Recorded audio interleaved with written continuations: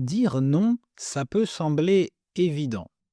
Mais savez-vous qu'en France, ce petit mot a une très grande importance? Dans cet épisode, nous allons explorer pourquoi dire non est si difficile pour beaucoup de gens, comment les Français refusent des invitations et dans quelle situation il est plus ou moins facile de le faire. On parlera aussi des conséquences de ne pas savoir refuser et à la fin de la transcription, je vais vous donner 10 phrases pour savoir comment dire non en français.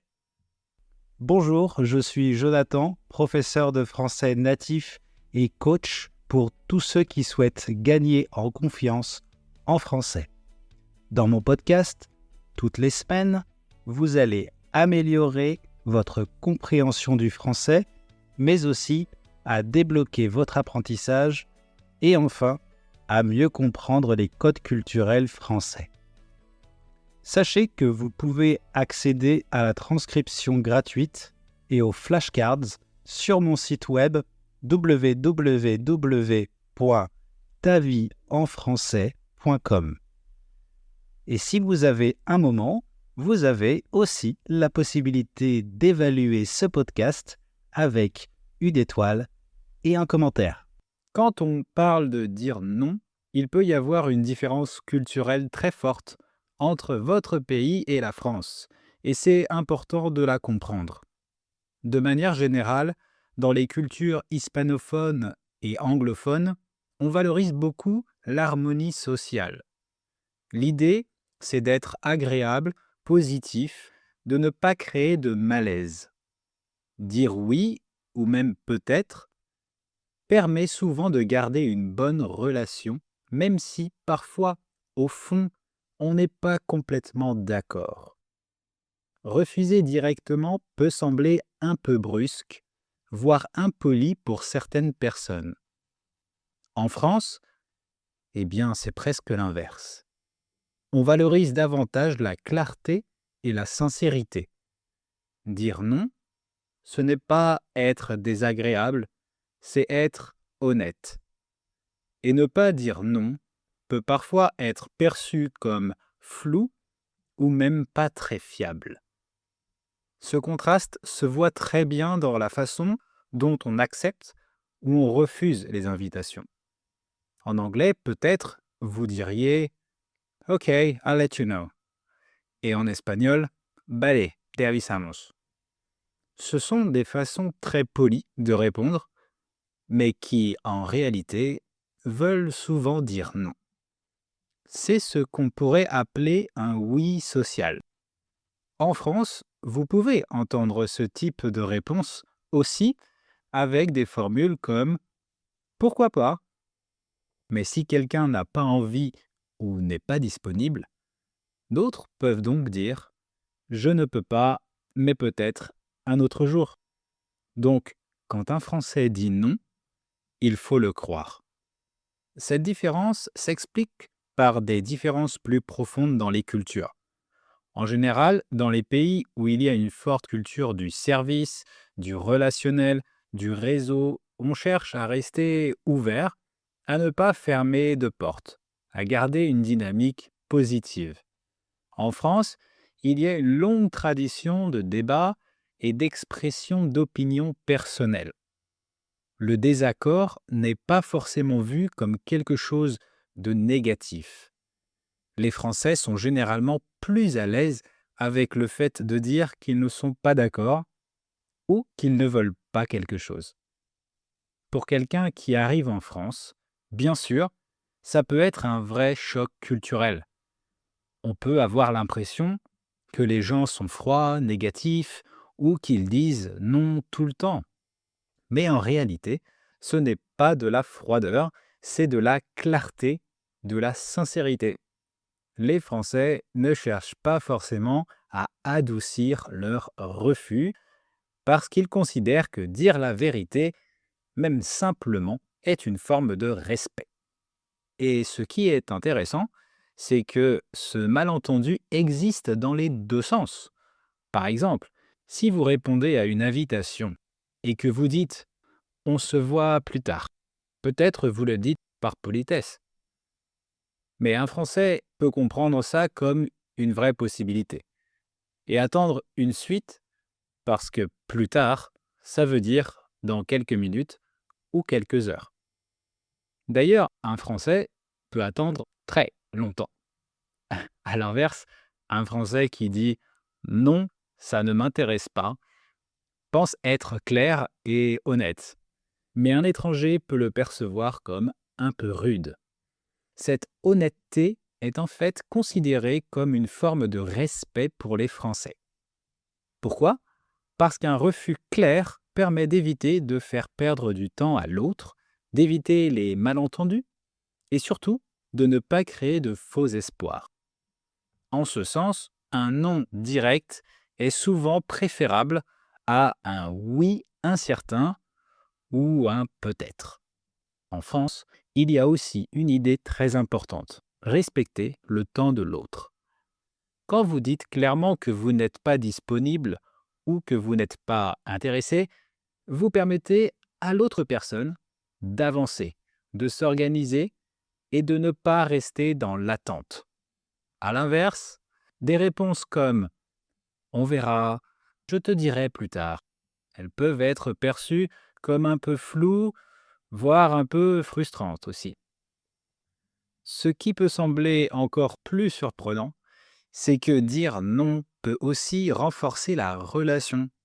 Dire oui sans vraiment le penser peut créer un malaise ou donner l'impression que l'on n'est pas sincère, alors que dire non de manière simple et respectueuse pose une base de communication plus saine et plus transparente.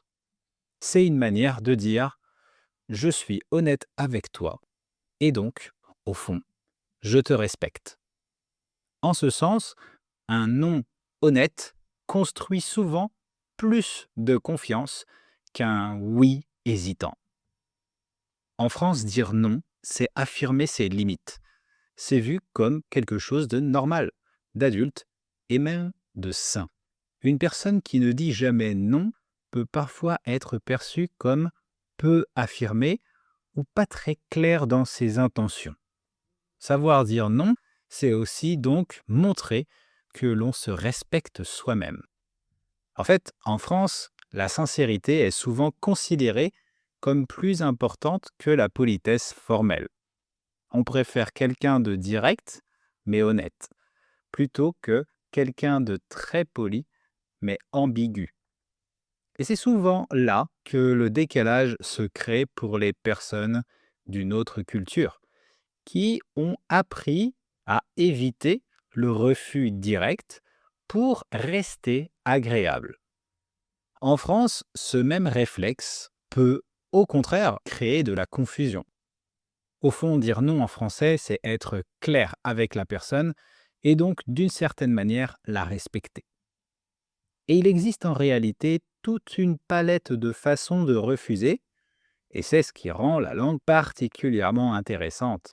Selon le contexte, la relation avec la personne ou même simplement votre personnalité, vous pouvez choisir différentes manières de refuser.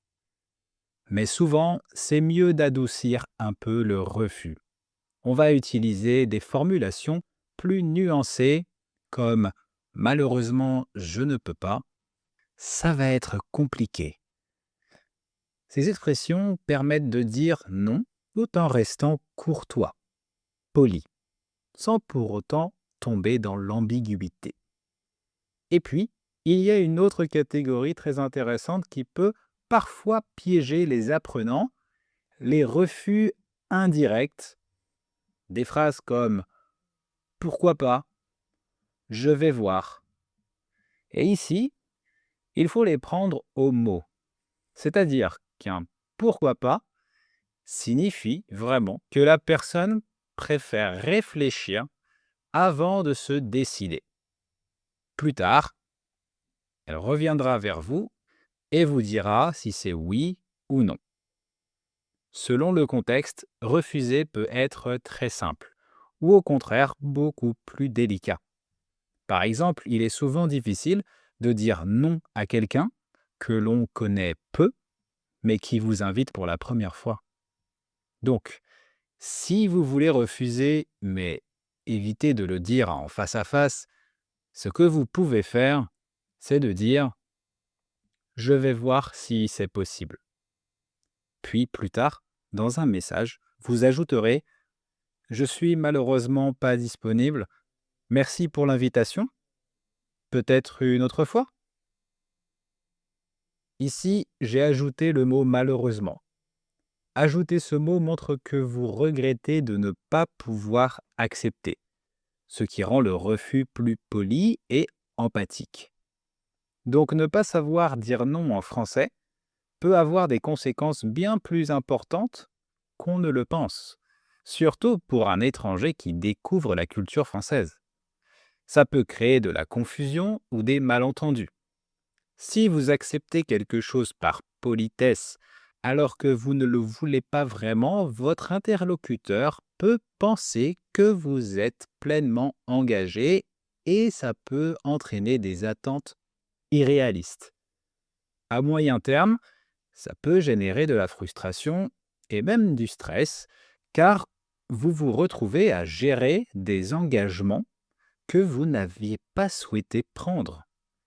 Dans un contexte social, ne pas dire non n'est pas bon pour construire des relations avec des Français.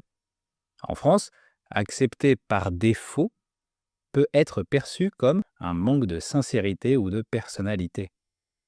Et sur le plan personnel, ne pas poser vos limites en disant non peut conduire à une surcharge sociale, à un sentiment d'épuisement ou même à une perte de crédibilité, parfois. Les gens, en général, ont tendance à faire davantage confiance à ceux qui sont capables de s'affirmer et de refuser poliment quand c'est nécessaire. En fait, apprendre à dire non, c'est une compétence culturelle essentielle pour préserver sa sérénité, ses relations et sa crédibilité en France. Voilà, donc regardez la transcription de cet épisode car vous trouverez les 10 phrases qui vont vous aider à refuser des invitations en français. Si vous avez aimé l'épisode, n'hésitez pas, s'il vous plaît, à partager, ça m'aidera beaucoup. Et si vous souhaitez pratiquer votre français pour pratiquer les manières de dire non en français, vous le savez, vous avez le droit à un appel gratuit avec moi pour apprendre à me connaître et puis on pratique ensemble. Pour ça, je vous laisse le lien dans la bio. Et pour terminer, n'oubliez pas, refuser, c'est choisir sa liberté. À la semaine prochaine les amis. Ciao.